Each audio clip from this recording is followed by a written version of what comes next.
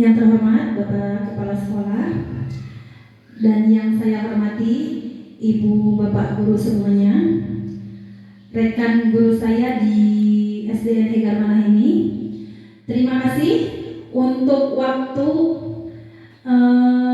untuk mendukung kegiatan saya di program Guru Penggerak. Mohon maaf jika kegiatan saya ini mengganggu aktivitas Bapak dan Ibu semuanya. Baiklah, sebelum kita memulai diseminasi penyebaran pemahaman dan penerapan pengalaman budaya positif, kita mulai dengan bacaan Bismillahirrahmanirrahim. Terima kasih. Masih semangat tidak Bapak Ibu semuanya? Sesuai dengan moto kita ya. Moto SDN Hegarmanah itu apa? Harus lebih baik. SDN Hegarmanah? Harus lebih baik. Saya rasa masih belum kompak untuk semuanya ya. SDN Hegarmanah? Harus lebih baik. Ya, alhamdulillah ya. Moto kita SDN Hegarmanah harus lebih baik. Dan mudah-mudahan ke depan kita semua bisa terus berkolaborasi untuk kemajuan SD kita tercinta ini. Ya, baik. Mari kita mulai saja. Di diseminasi menyebarkan pemahaman dan penerapan pengalaman budaya positif bersama saya Ami Hermawati, CGP Angkatan 10 dari SDN Hegarmanah. Ya, sebelum di sini ada budaya positif ya. Saya akan memaparkan tentang budaya positif. Sebelum kita melanjutkan ke pemaparan selanjutnya, kira-kira apa yang terbersit dalam pemikiran Ibu Bapak Guru semua tentang budaya positif? Boleh, silakan Bapak Ibu. Ya. Budaya yang sesuai dengan aturan. Ya, budaya yang sesuai dengan aturan. Ada lagi? Silakan. Kegiatan atau aktivitas yang sudah biasa kita lakukan yang dipandang baik atau dipandang positif. Ya, kegiatan yang biasa kita lakukan yang dipandang baik atau positif. Selanjutnya ada lagi? Silakan Ibu. Apa yang terbersit dalam pemikiran Ibu Bapak semuanya tentang budaya positif? Ya, betul sekali ya. Budaya positif ini adalah kebiasaan kita seperti yang tadi dipaparkan oleh Bapak Kepala Sekolah dan Ibu Haji Umar, bahwa budaya positif itu adalah kebiasaan kita yang apa? Yang positif, yang baik, seperti itu ya. Kira-kira perlu tidak budaya positif ini diterapkan di sekolah kita? Sangat perlu ya. Karena apa? Karena budaya positif ini harus diterapkan. Ya, di sini ada konsep inti budaya positif, itu ada 8. Di modul 1.4 ini, yang pertama adalah perubahan paradigma belajar. Yang kedua adalah disiplin positif. Yang ketiga, nilai-nilai kebajikan. Yang keempat, kebutuhan dasar manusia. Yang kelima, motivasi perilaku manusia. Yang keenam, posisi kontrol guru. Yang ketujuh, proses pembelajaran yang berpusat pada guru. Ya, baik ya, saya jelaskan. Pembelajaran dengan paradigma baru. Pembelajaran dengan paradigma baru merupakan pembelajaran yang dirancang berdasarkan prinsip pembelajaran berdiferensiasi sehingga para peserta didik belajar sesuai kebutuhannya berdasarkan tahap perkembangan sesuai dengan filosofi modern untuk mewujudkan profil pelajar Pancasila. Sebagaimana pembelajaran berdiferensiasi ini adalah pembelajaran yang berpusat pada siswa ya. Jadi untuk sekarang ini kita dituntut untuk tidak berpusat, mengubah mengubah paradigma tersebut menjadi pembelajaran yang berdiferensiasi, di mana guru dituntut untuk melaksanakan pembelajaran itu yang berpusat pada murid sesuai dengan impian Ki Hajar Dewantara untuk mewujudkan profil pelajar Pancasila, di mana profil pelajar Pancasila itu ada 6 pilar ya. Yang pertama adalah beriman, bertakwa kepada Tuhan Yang Maha Esa dan berakhlak mulia. Yang kedua, berkebinekaan global. Yang ketiga, bergotong royong. Yang keempat, mandiri. Yang kelima, bernalar kritis. Dan yang terakhir adalah kreatif. Nah, keenam pilar profil pelajar Pancasila ini ingin diwujudkan oleh Ki Hajar Dewantara melalui kita sebagai pendidik, melalui pembelajaran yang berdiferensiasi, yang mana beliau mengimpikan bahwa seorang pendidik itu mampu menciptakan peserta didik yang berkarakter, yang intinya itu mempunyai jiwa profil pelajar Pancasila, seperti itu. Di sini ada miskonsepsi teori kontrol. Miskonsepsi teori kontrol ini adalah ilusi guru mengontrol murid, ilusi bahwa kritik dan membuat rasa bersalah mampu menguatkan karakter. Kemudian ada ilusi bahwa orang dewasa berhak memaksa.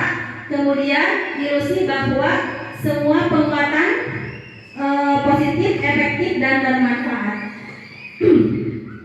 Di sini ada ilusi guru mengontrol murid. Seorang guru memang harus ya mengontrol muridnya supaya tidak melaksanakan hal-hal yang di luar yang tidak diharapkan, seperti itu. Dan seorang guru itu harus menjadi contoh juga baik di sekolah ataupun di luar sekolah. Nah, di sini ada perubahan mengubah paradigma stimulus respon ke pendekatan teori kontrol. Ya, di mana berbeda sekali antara stimulus respon tentang dunia dan teori kontrol tentang dunia. Dari stimulus respon tentang dunia, realitas atau kebutuhan kita sama. Sedangkan dari teori kontrol tentang dunia itu realitas atau kebutuhan kita berbeda. Jelas berbeda ya, karena antara kita satu dengan manusia yang lain pasti akan berbeda. Kemudian menurut stimulus respon tentang dunia, semua orang itu melihat hal yang sama. Sedangkan menurut teori kontrol, setiap orang itu memiliki gambaran yang berbeda. Karena satu manusia dengan manusia yang lainnya itu tidak bisa disamakan. Kemudian selanjutnya menurut stimulus respon, bisa kita memaksakan pandangan orang lain itu harus sama dengan yang kita pikirkan, seperti itu. Kemudian menurut stimulus respon, perilaku buruk dilihat sebagai suatu kesalahan. Sedangkan menurut teori kontrol, semua perilaku memiliki tujuan. Selanjutnya, menurut stimulus respon itu adalah orang lain bisa mengontrol saya. Sedangkan menurut teori kontrol itu hanya saya yang bisa mengontrol diri saya, seperti itu. Tidak bisa dikontrol oleh orang lain. Kemudian dari menurut stimulus respon, saya bisa mengontrol orang lain. Sedangkan menurut teori kontrol tentang dunia itu adalah Anda tidak bisa mengaruh, begitu. Dan yang terakhir adalah menurut stimulus respon, model berpikir menang kalah. Sedangkan menurut teori kontrol, model berpikir menang-menang. Nah, ini diterapkan di sekolah kita ya, kepada peserta didik kita, bahwa berpikir itu jangan berpikir menangkallah, di mana ketika seorang siswa melakukan kesalahan, misalkan saya mah guru, pokoknya mah bebas, guru pasti eleh gitu, dengan berbagai macam pengertian seperti itu. Nah, di sini sangat tidak dibetulkan di teori kontrol itu bahwa berpikir seorang guru itu harus menang gitu.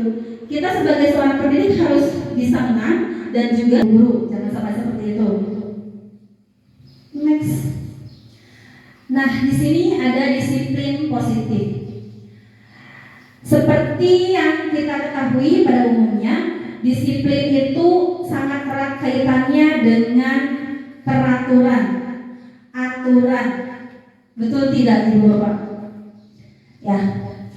Pokoknya aturan kudu kieu, aturan teh kieu. Itu merupakan dari disiplin. Padahal hakikatnya tidak seperti itu ya. Disiplin itu berasal dari kata disiplin yang artinya belajar. Disiplin merupakan disiplin diri yang memiliki tanggung jawab terhadap apa yang dilakukan berdasarkan nilai-nilai yang diyakini. Disiplin positif merupakan salah satu cara penerapan disiplin yang bertujuan untuk menumbuhkan kesadaran serta memberdayakan peserta didik tanpa imbalan, penghargaan, atau reward, atau ancaman juga hukuman. Jadi, disiplin positif ini harus timbul dari dalam dirinya sendiri. Kalau faktornya dari luar, ingin mendapat imbalan, penghargaan, reward, ancaman, itu tidak akan bertahan lama. Karena yang menjadi motivasinya itu adalah unsur dari eksternal, bukan muncul dari dalam dirinya sendiri. Sehingga jika dia menerapkan disiplin tersebut hanya mempunyai faktor dari luar, itu tidak akan tertanam di dalam diri peserta didik. Sehingga kita sebagai pendidik tujuannya adalah memiliki peserta didik yang memiliki disiplin sehingga mereka berperilaku mengacu kepada nilai-nilai kebajikan universal dan memiliki motivasi intrinsik dalam perubahan ke arah yang lebih baik. Nah, di sini kita sebagai pendidik itu dituntut untuk memunculkan disiplin tersebut di dalam diri peserta didik secara internal, intrinsik ya. Sehingga ketika disiplin itu sudah tertanam di dalam diri peserta didik, itu akan membuat sebuah kepatenan atau tadi disebutkan ada nilai-nilai kebajikan yang universal. Nilai-nilai kebajikan itu seperti apa? Neng, sebelum itu dikembalikan dulu. Jika berbicara tentang nilai-nilai kebajikan, kira-kira apa yang terbersit di dalam benak Ibu Bapak semuanya tentang nilai-nilai kebajikan? Bisa disebutkan contohnya apa yang dimaksud dengan nilai-nilai kebajikan? Menghargai orang lain. Ya, menghargai orang lain. Selanjutnya, toleransi. Selanjutnya, menghormati orang lain. Selanjutnya, apa lagi? Ya, betul ya. Intinya semua yang positif, ya, yang baik-baik itu adalah nilai kebajikan. Next. Nilai kebajikan itu adalah nilai yang disepakati bersama lepas dari suku bangsa, agama, bahasa maupun latar belakang. Nah, di sini ada contoh-contoh nilai kebajikan universal yang diambil dari nilai-nilai kebajikan dari 6 institusi atau organisasi. Yang pertama itu saya ambil dari profil pelajar Pancasila yang tadi disebutkan adalah 1. Beriman bertakwa kepada Tuhan Yang Maha Esa dan berhak mulia. 2. Mandiri, bernalar kritis, berkebinekaan global, bergotong royong, kreatif. Kemudian integritas, mandiri, menghargai, antusias, empati dan sebagainya, banyak ya. Next. Selain itu ada juga 9 pilar dari 9 pilar karakter Indonesia.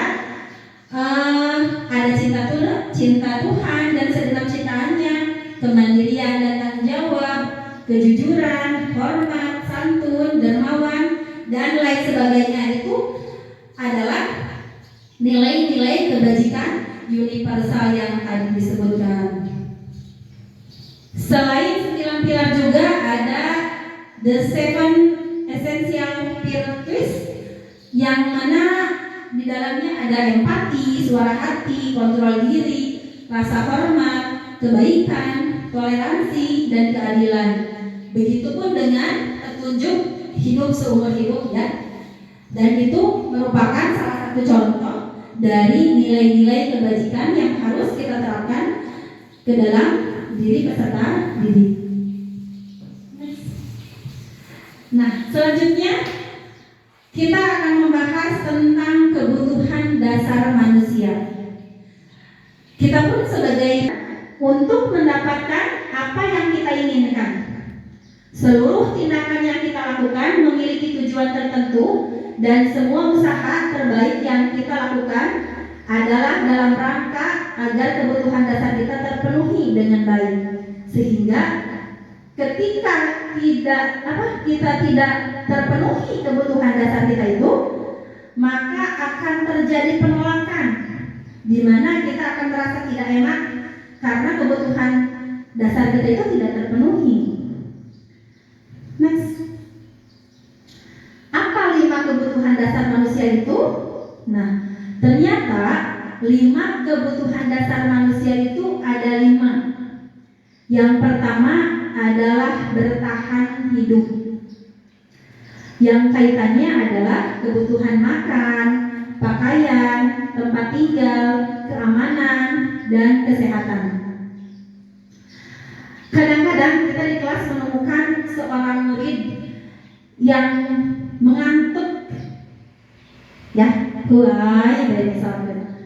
Terus posisi badannya pun tidak tegak. Kadang-kadang kita langsung memarahinya, kunaon begitu, misalnya gitu. Nah, jangan langsung bertanya atau menghukum anak dengan hal-hal yang negatif. Kita lihat dulu, barangkali mungkin kebutuhan dasar peserta didik di bertahan hidupnya itu tidak tercukupi. Mungkin saja ketika anak berangkat sekolah itu belum sarapan, sehingga dia kebutuhan dasarnya untuk energinya dan segala macamnya itu tidak terpenuhi, sehingga menimbulkan semangat belajarnya pun hilang. Seperti itu, berarti survival dia itu tidak terpenuhi bertahan hidupnya. Kemudian kebutuhan dasar yang kedua adalah kasih sayang dan rasa diterima, di mana meliputi rasa diterima, diperdulikan, berbagai kerjasama menjadi bagian dalam kelompok. Nah, kadang-kadang siswa di kelas kita itu ketika belajar berkelompok, satu orang dengan yang lainnya itu menolak dia untuk menyatu dengan mereka di dalam satu kelompok. Nah, itu yang akan menimbulkan rasa minder ataupun rasa tidak pede. Nah, tidak nyaman ketika di dalam kelas. Nah, itu sebagai seorang peserta didik kita harus mencari tahu kebutuhan dasarnya itu apa yang dia belum butuhkan, yang dia butuhkan seperti itu. Kemudian kebutuhan dasar selanjutnya adalah kebutuhan penguasaan, di mana meliputi harga diri, keinginan dihargai, dianggap, diakui, dan didengar. Nah, kadang-kadang peserta didik itu merasa pede ketika dia dihargai, merasa termotivasi ketika dia diakui dan didengar. Nah, peserta didik itu sering ya, apalagi kelas bawah misalkan bercerita tentang pengalamannya di rumah atau bercerita tentang apa yang dikeluhkan dan diinginkan. Nah, tidak semua pendidik dianggap seperti itu, dihargai. Nah, peserta didik itu akan lebih merasa dihargai. Kemudian kebutuhan dasar manusia yang keempat adalah kebebasan, yang meliputi mandiri, memiliki pilihan, mencoba hal baru, mampu mengendalikan arah dirinya.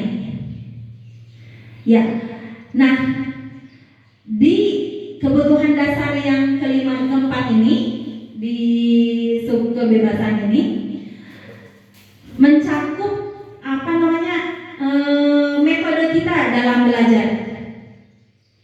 Kita dibebaskan memilih atau menerapkan lebih dari satu metode supaya peserta didik itu mampu mengeksplor kemampuannya. Jangan hanya ceramah saja dan mengandalkan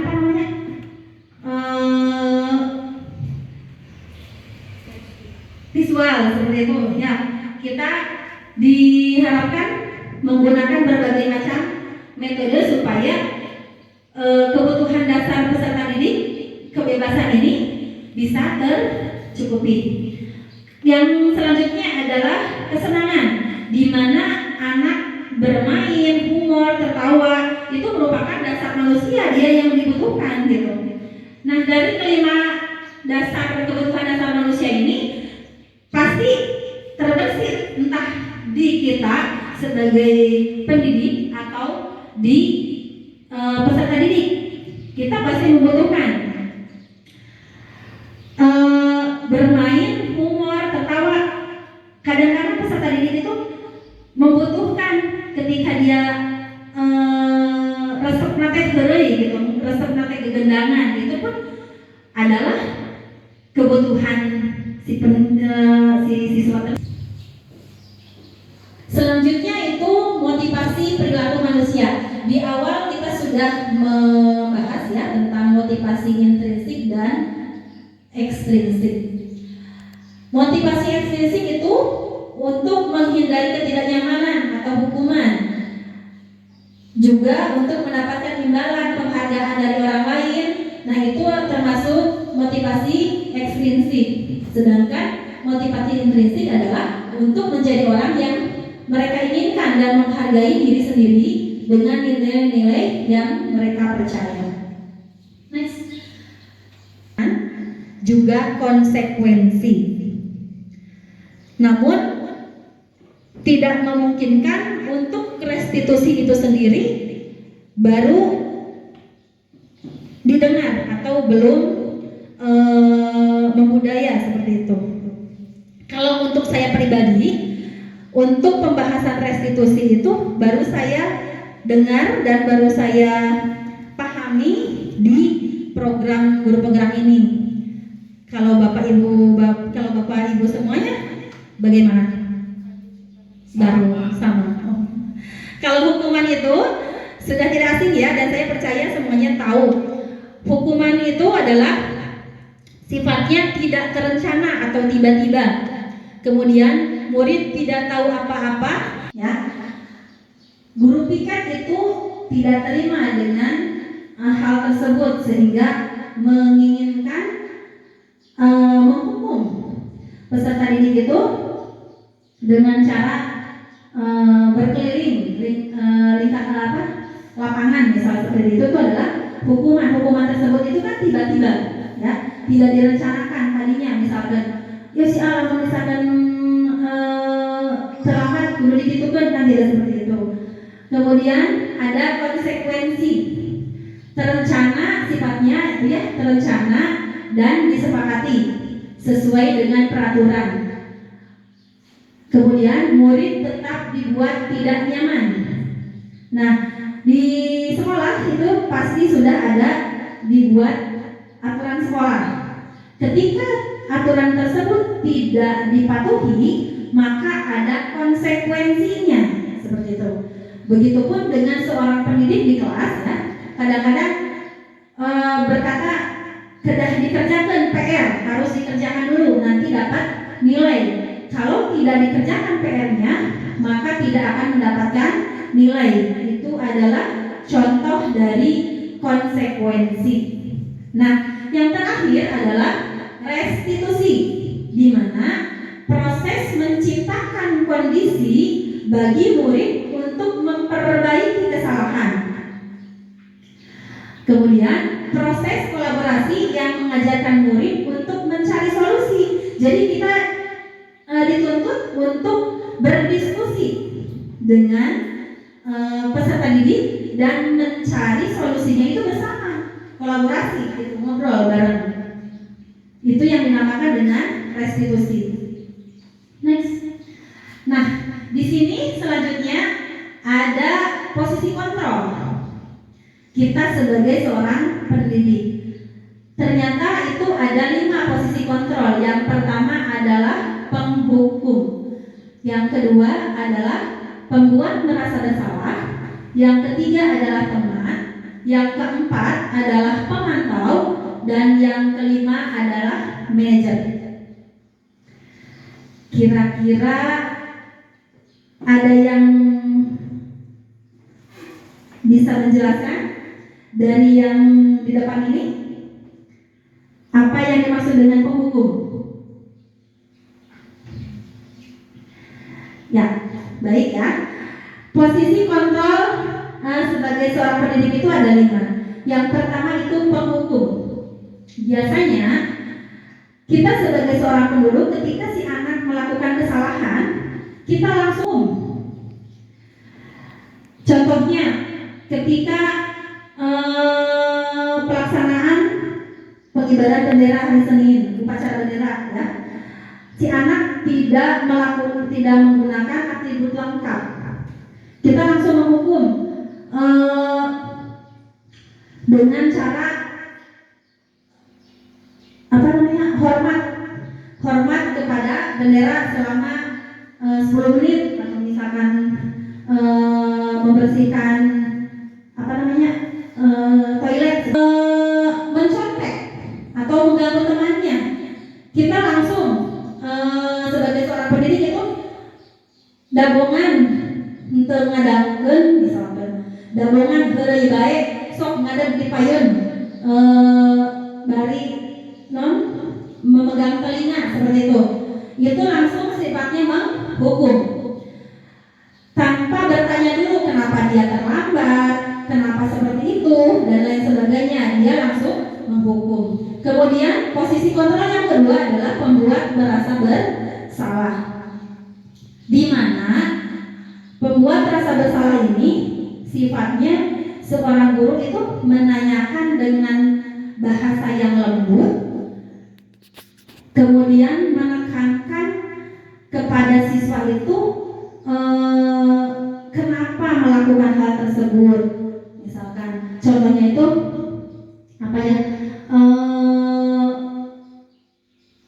kunaon ngelakukeun bae nu kitu tekaluyan pisan ka ibu, misalkan ibu teh teh cenah jadi sesulan ku bapak kepala sekolah nya tekaluyan kitu ka ibu, misalkan. Nah, itu adalah kata-kata pemancing pembuat merasa bersalah, sehingga si anak tersebut itu berpikiran, oh berarti ibu teh dicarekan teh gara-gara abi, gitu.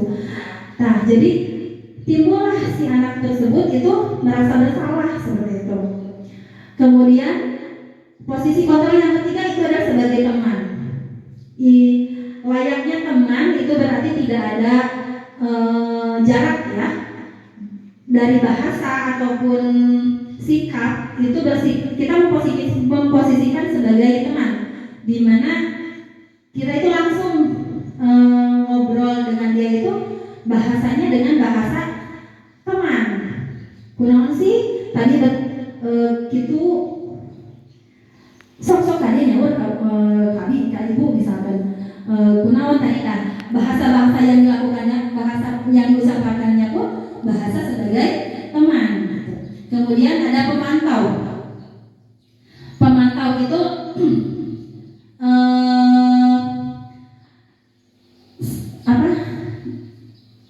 dilakukannya itu memantau peserta didik. Jadi dengan bahasa-bahasa yang tegas juga gitu. Namun posisinya itu mengontrol, memantau seperti itu. Kemudian ada manajer. Nah, idealnya kita sebagai seorang pendidik itu berada di posisi kontrol sebagai seorang manajer, di mana sebagai seorang guru itu tidak langsung menghakimi, tetapi melakukan dulu identifikasi, kemudian mencari solusi yang terbaik itu dengan kontrol kita itu berada di mana?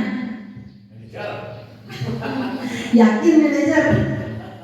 Harus kan?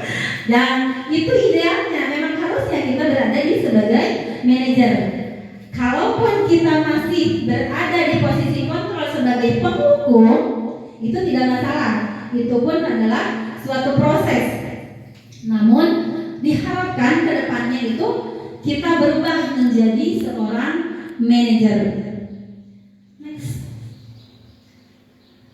Contoh penerapan posisi kontrol, 5 posisi kontrol. Yang pertama itu ada kasus ya. Kasusnya itu siswa tidak memakai atribut di aturan sekolah. Tolong bantu Bapak Ibu ya. Sekali ini boleh, sudah tidak apa-apa. Lain kali jangan sampai berbuat seperti ini ya. Nah itu bahasa-bahasanya pun menerapkan bahasa sebagai seorang teman ya.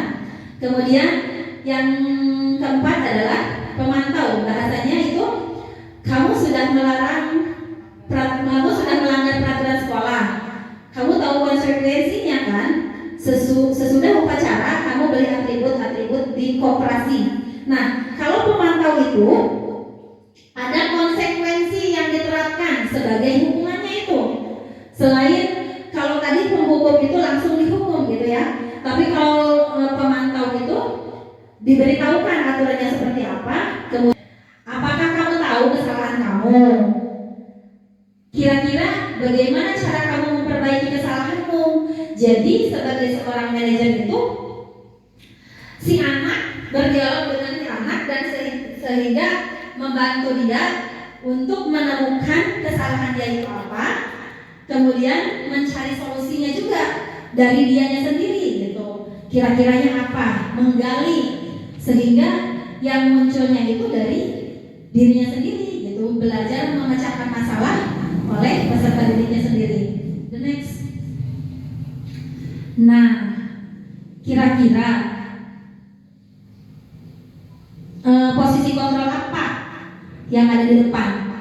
Yang pertama, saya kecewa sekali dengan kamu. Kira-kira itu posisi kontrolnya apa? Saya kecewa sekali dengan kamu, berarti merasa bersalah. Yang kedua, kamu tidak pernah benar melakukannya. Penghukum, betul sekali. Yang ketiga, apa rencanamu untuk menyelesaikan masalahmu? Manajer. Ayolah lakukan demi Bapak Ibu ya. Teman, kamu tidak pernah akan mendapatkan nilai kalau kamu tidak mengerjakannya. Kamu tidak akan pernah mendapatkan nilai kalau kamu tidak mengerjakannya. Bukan. Pemantau, betul ya. Pemantau ketika tidak, itu ada konsekuensinya. Konsekuensinya itu tidak akan mendapatkan nilai ketika tidak mengerjakan tugas. Next.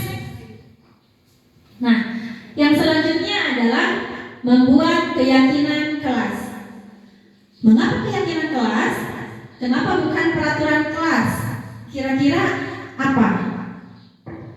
Ada yang bisa memberikan komentarnya? Kenapa harus keyakinan kelas? Bahasanya itu bukan peraturan kelas. Untuk di kelas, kita buatnya di kelas ya. Karena kita sebagai wali kelas.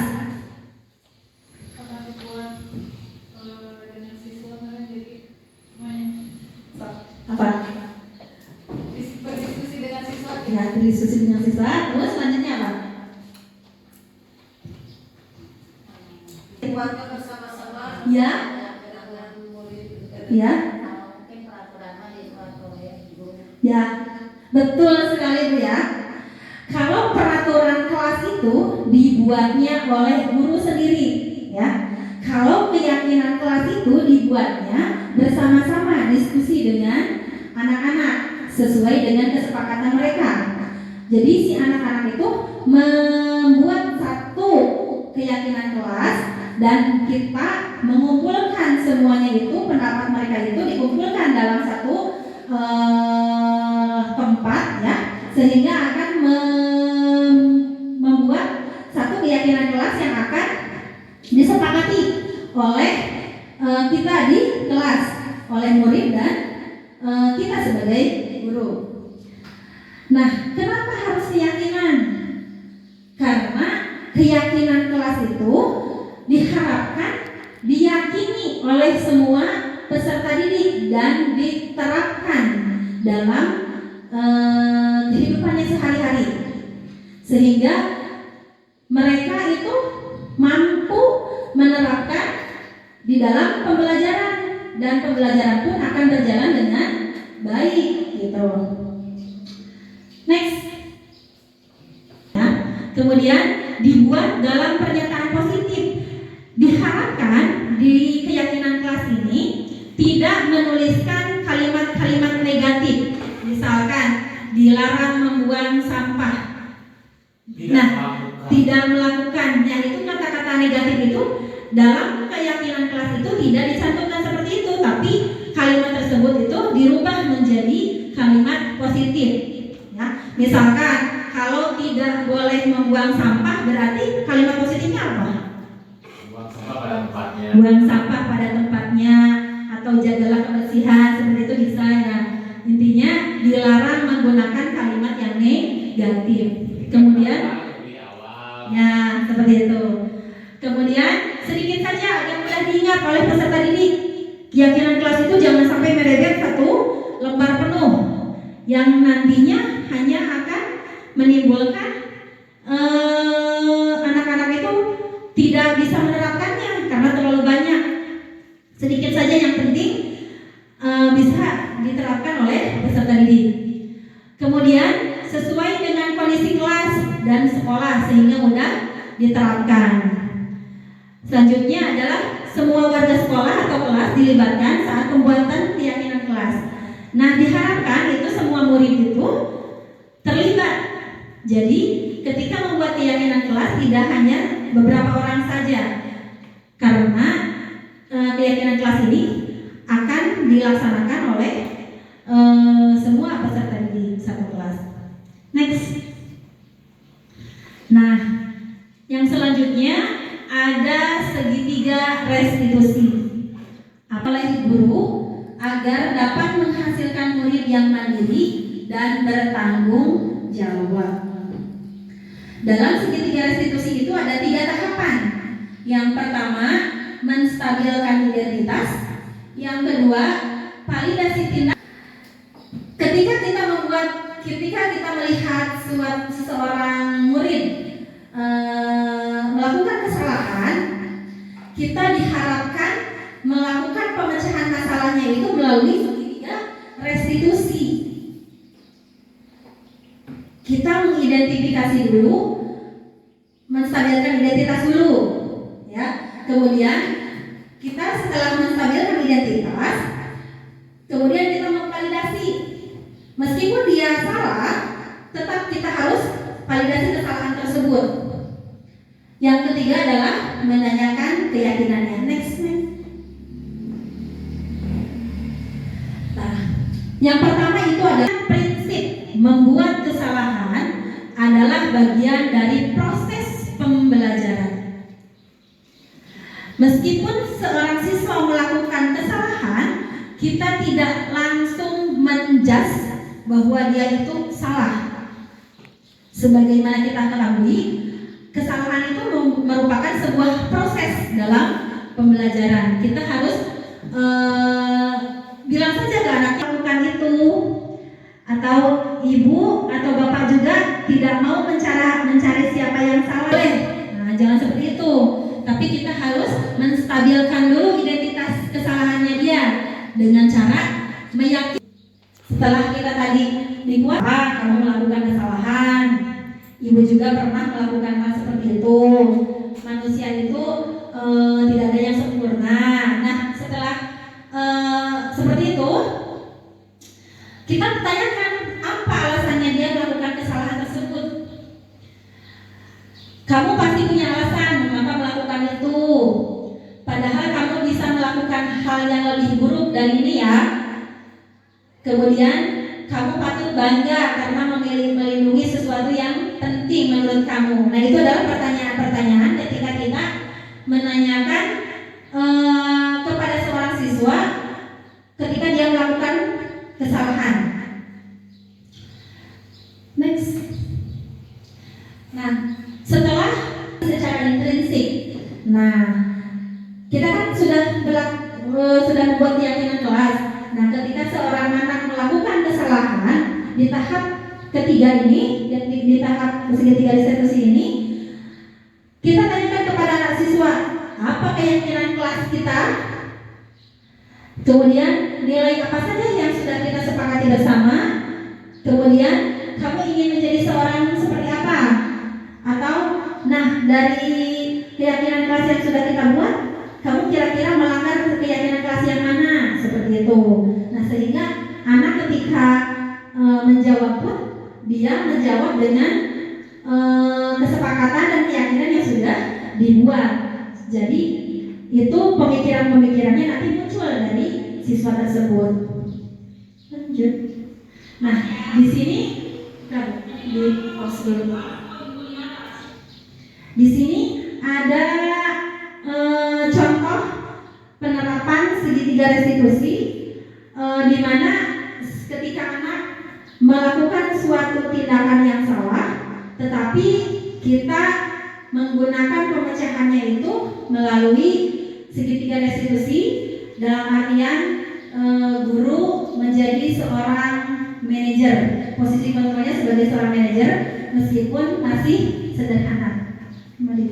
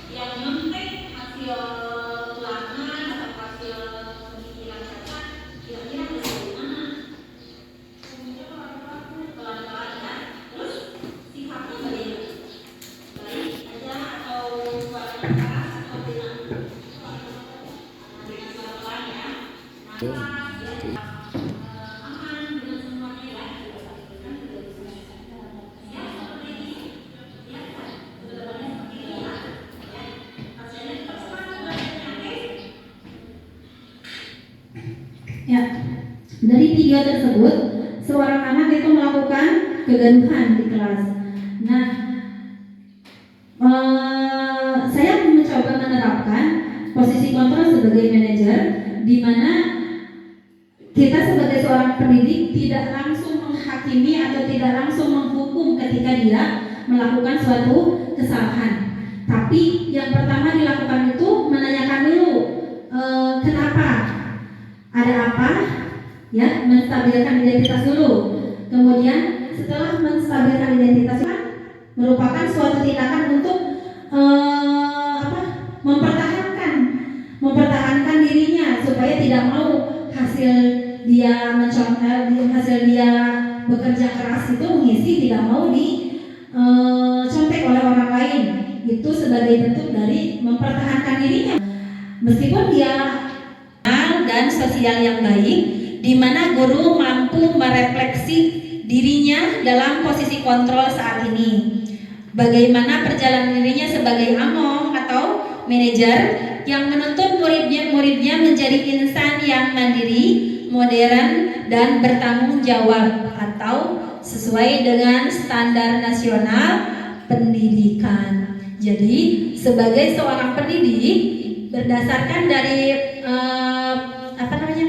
filosofi pengajaran Ki Hajar Dewantara itu mengajar sesuai dengan perkembangan zaman seperti itu ya.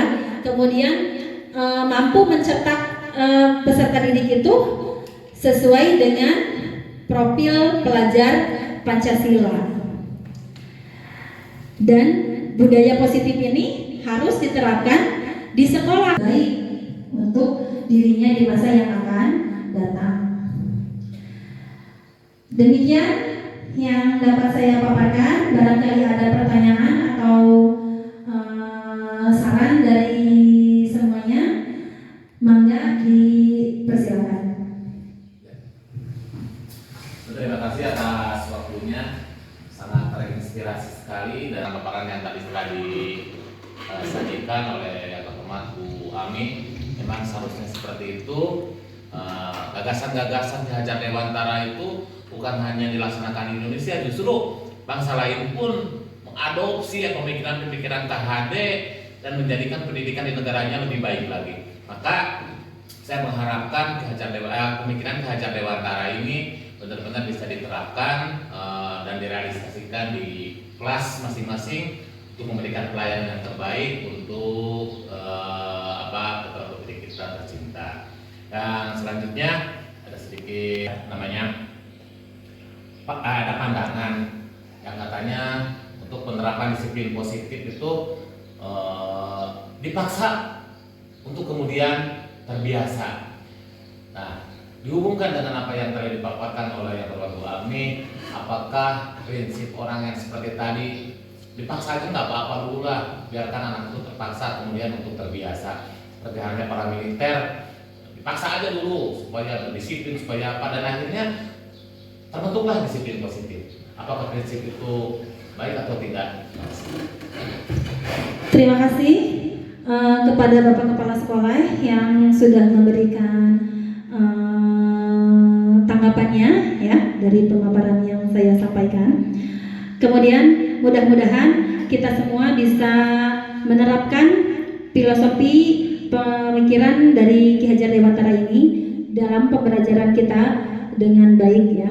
Kemudian untuk selanjutnya tadi Bapak Kepala mengutarakan tentang bagaimana baik atau tidak ketika budaya positif ini awalnya dipaksa dan nantinya akan terbiasa seperti itu.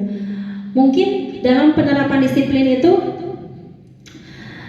susah ya, tidak bisa instan karena pelaksananya itu harus berkelanjutan. Karena untuk menerapkan disiplin itu tidak seperti memakan cabai ya. Ketika kita memakan langsung terasa pedasnya.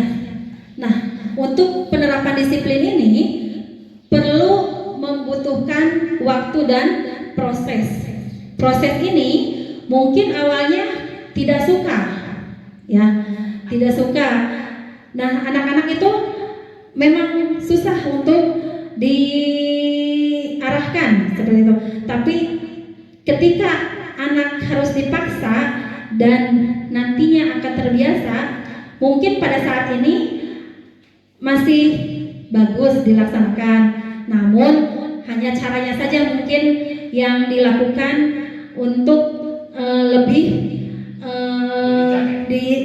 bijak lagi gitu. Jangan sampai seperti tadi kita sebagai seorang guru langsung menjadi seorang penghukum. Tidak seperti itu ya. Meskipun sifatnya memaksa, akan tetapi kita harus tetap menerapkan nilai-nilai yang baik kepada siswa. dengan penerapan kita sebagai manajer, ya, sehingga si anak tersebut tidak merasa terpaksa.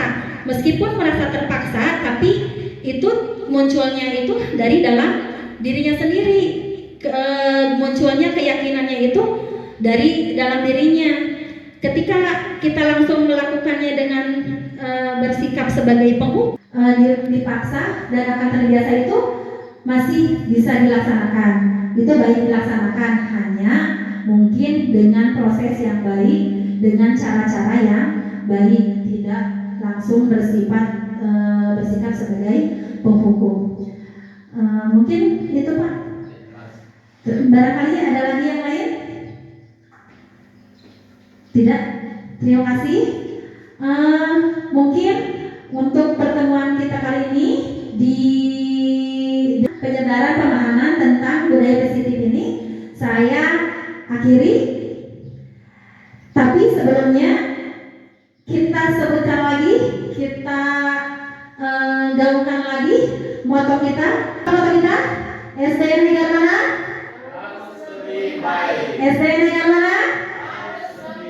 Harus lebih baik, ya. Mudah-mudahan ke depan kita sebagai seorang pendidik bisa menjadi lebih baik dan bisa memberikan budaya positif, bisa mengimplementasikannya kepada peserta didik dengan kita dulu sebagai seorang pendidik dengan cara memberikan contoh yang baik kepada peserta didik, sebagaimana yang selalu digaungkan oleh Ki Hajar Dewantara, yaitu apa?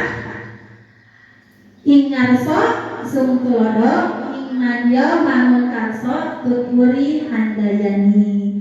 Seperti itu, ya. Terima kasih. Akhir kata, wassalamualaikum warahmatullahi wabarakatuh.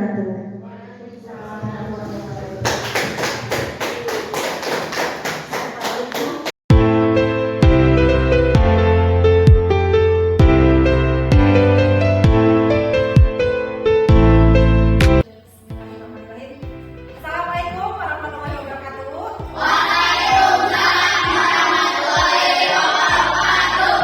Apa kabar semuanya?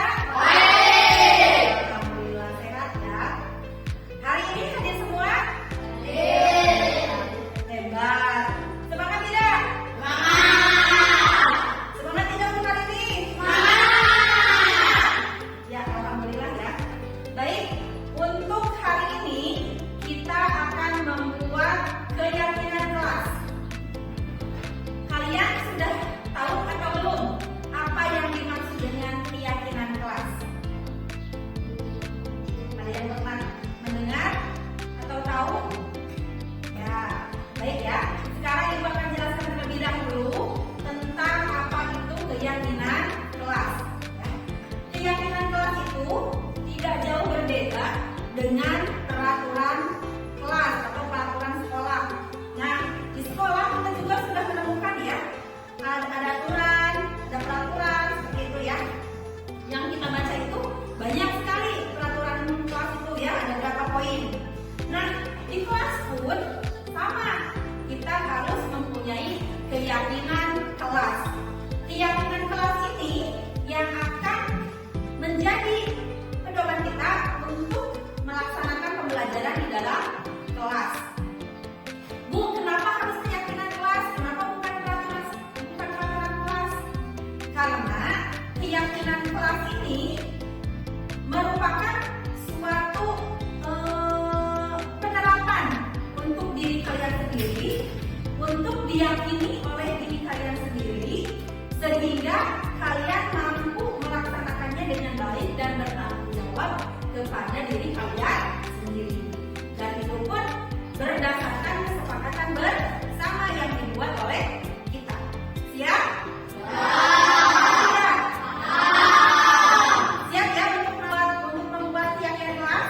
Nah, kata-kata keyakinan kelas ini adalah kata-kata yang tidak boleh menggunakan kalimat negatif. Artinya, misalkan seperti ini, dilarang membuang sampah, itu juga bagus, ya. Berarti kan dalam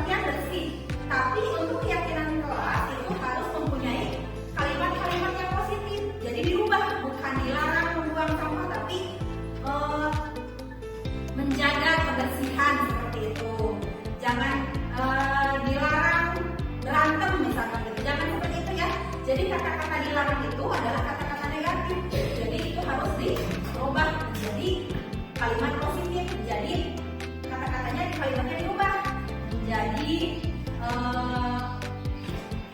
tertib, disiplin, jujur, nah seperti itu. Nah nanti kalian akan membuat satu orang satu kalimat, satu keyakinan kelas di dalam kertas ini. Ya, silakan kalian tulis satu keyakinan kelas kalian yang ingin kalian terapkan untuk di kelas kita. Ya, nanti ibu bagi satu orang, kemudian kalian tuliskan. Nah, setelah kalian tuliskan, nanti silakan ditempel di papan keyakinan kelas yang ada di depan. Ya, nah nanti ibu bacakan apa saja. Nah, barangkali ada yang sama, kita sortir, dipilih lagi. Ya, jadi kita nanti tidak akan menemukan kalimat yang ganda. Ya, karena pemikiran kalian kan belum tentu sama. Paham? Ya, sudah mengerti ya apa yang dimaksud yang akan dituliskan di sini? Ya?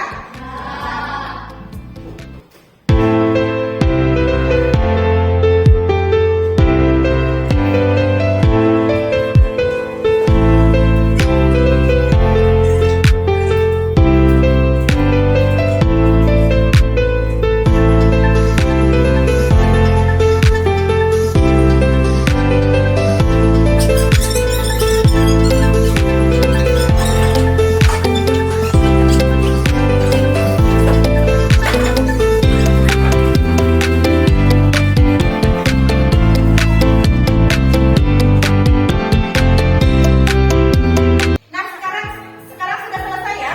Kalian sudah membuat masing-masing satu keyakinan kelas. Ibu akan membacakan satu-satu ya.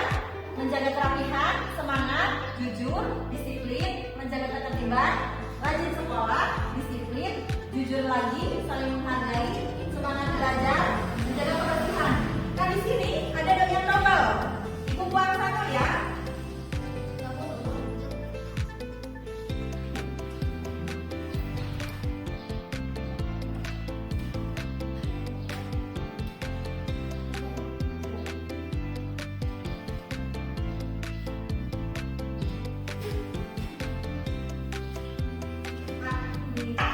Sudah disepakati, berarti terdapat 9 keyakinan kelas yang kita buat hari ini. Yang pertama itu semangat, kedua jujur, tiga disiplin, keempat menjaga ketertiban, kelima rajin sekolah, yang keenam menjaga kerapihan, yang ketujuh saling menghargai, dan semangat belajar juga menjaga kebersihan. 9 keyakinan kelas ini harus kalian yakini, harus kalian bisa pertanggungjawabkan dalam pembelajaran kita ke depan. Paham? Kalian setelah melaksanakan pembuatan keyakinan kelas ini, untuk bukti kalian setelah melaksanakan keyakinan kelas, nanti kalian maju ke depan untuk tanda tangan, ya. Silakan masing-masing satu orang untuk maju ke depan untuk membubuhkan tanda tangannya di sini. Aturan.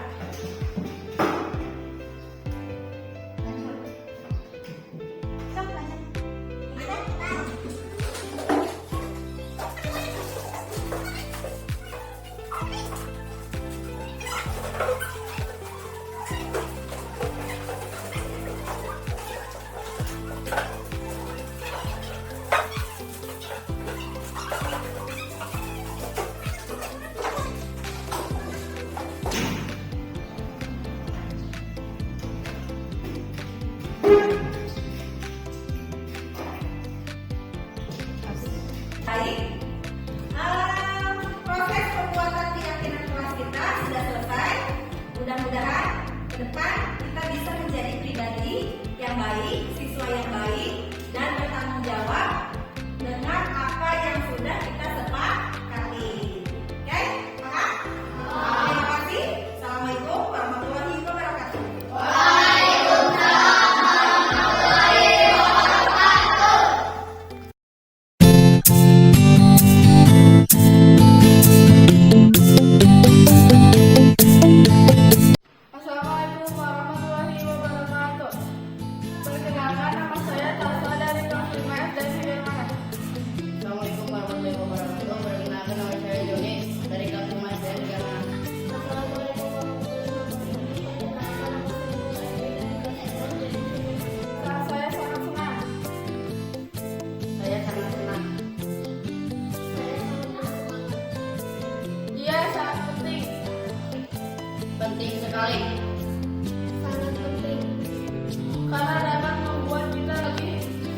saling menghargai karena dapat membuat kita disiplin.